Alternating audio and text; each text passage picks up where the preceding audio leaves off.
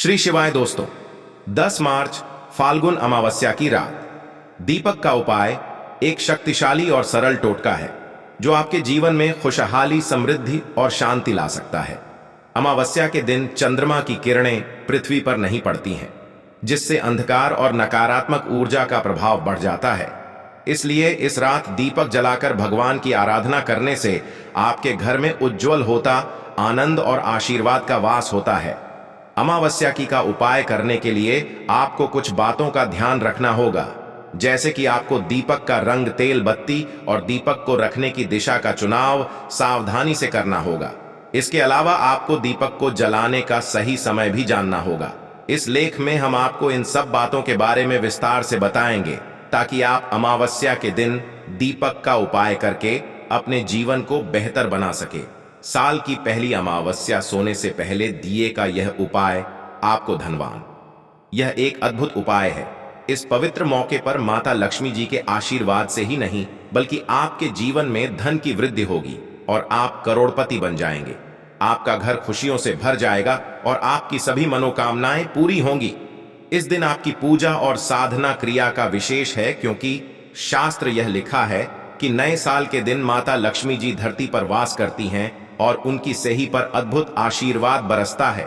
आप वेद के अनुसार एक दीपक को साल की पहली रात रखें और उस प्राचीन उपाय को अपनाएं, तो जल्द ही आपको माता लक्ष्मी जी का आशीर्वाद हासिल होगा।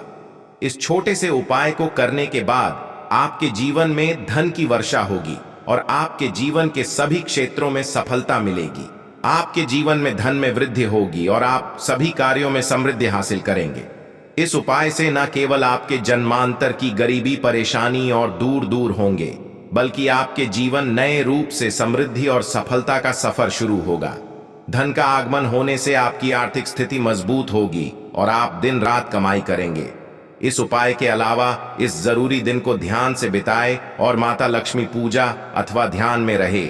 नए साल का यह विशेष दिन आपके जीवन में नए और समृद्धि की ओर पहुंचने का एक अद्वितीय अवसर है।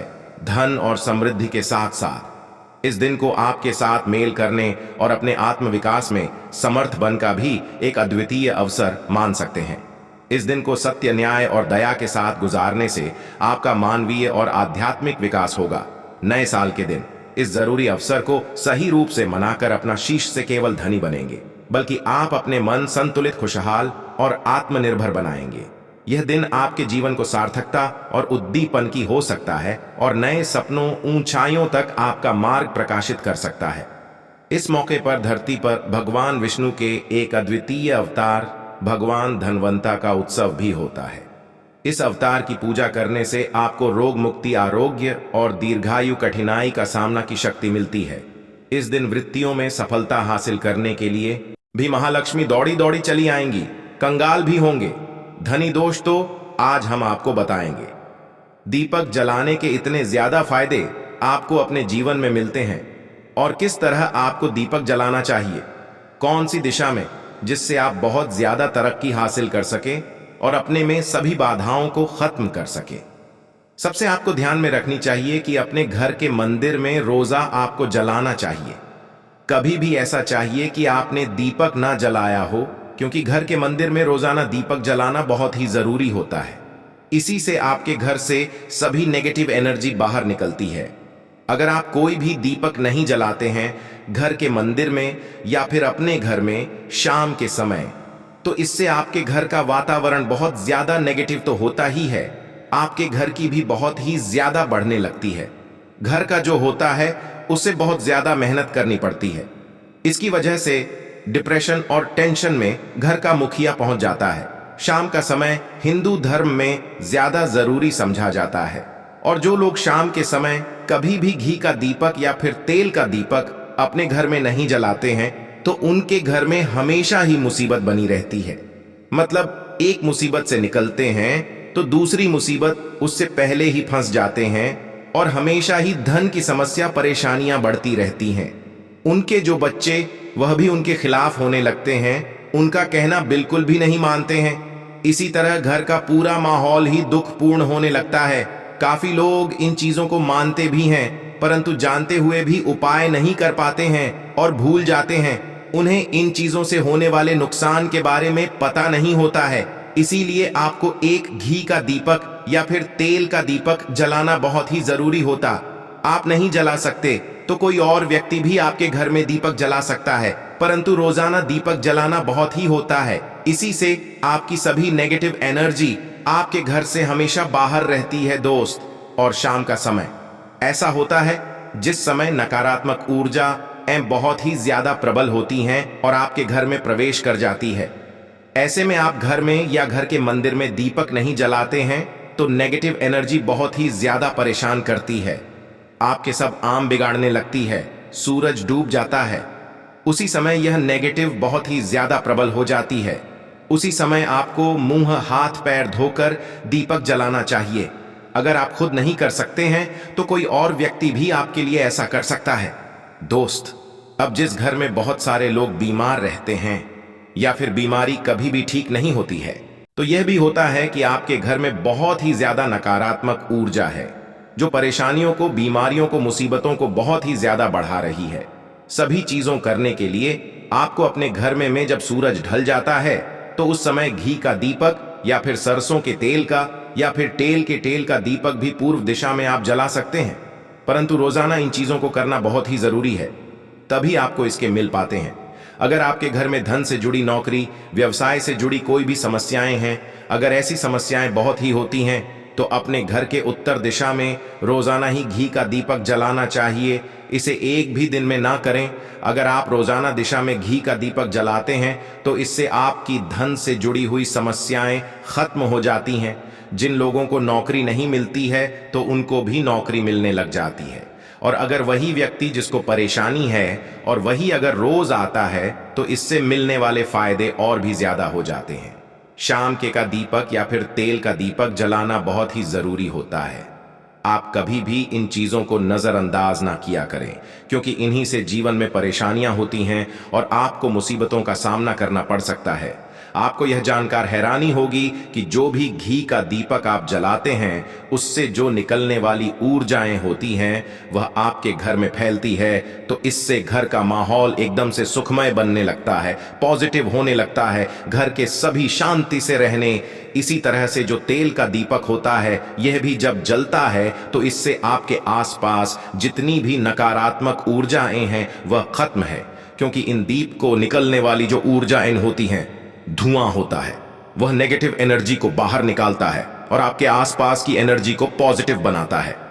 ये बहुत ही जरूरी चीजें हैं। शाम के समय कभी भी आप चीजों को कभी मिस ना किया ना करें, तभी आप अपने जीवन में सफलता पा सकते हैं और आपकी मनोकामनाएं हैं वह भी पूरी होती हैं। दोस्तों, हम अपने घर के पूजा पाठ और मूर्ति आदि रखते हैं। दोस्त, मूर्ति का क्या वह होता है, आज हम आपको इस वीडियो के माध्यम से बताने वाले हैं। जिस घर के पूजा घर में एक साथ यह दो मूर्तियां होती हैं, वहां पर बनता राजयोग और दुनिया आपके कदमों में आ जाती है। कहने का यह है कि आपको सर्व सुख हासिल हो जाता है, जिसकी आपने कल्पना की है, जिसकी आपने कामना है। दोस्त, घर के पूजा घर में हम पूजा करते हैं, पूजा पाठ कर रहे हैं और पूजा पाठ के माध्यम से कुछ चीजें देखने और मनाने आदि का प्रयत्न करते हैं ताकि हमें उस पूजा फल हासिल हो जाए और हम उसी अनुरूप घर के अंदर मूर्ति आदि लगवा है ताकि हम उन देवी देवताओं का सुंदर मुख देख सके और उनका आशीर्वाद हासिल कर सके।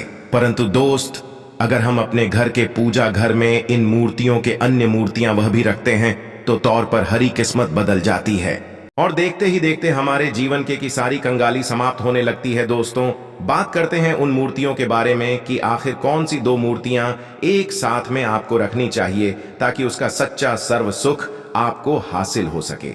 सबसे पहले हम किसी मूर्ति की बात करें तो दोस्तों, अगर आप श्री कृष्ण के भक्त हैं और बाल गोपाल रखते हैं तब आपको भगवान कृष्ण के साथ माता रानी राधा जी की मूर्ति भी आपको जरूर रखनी चाहिए।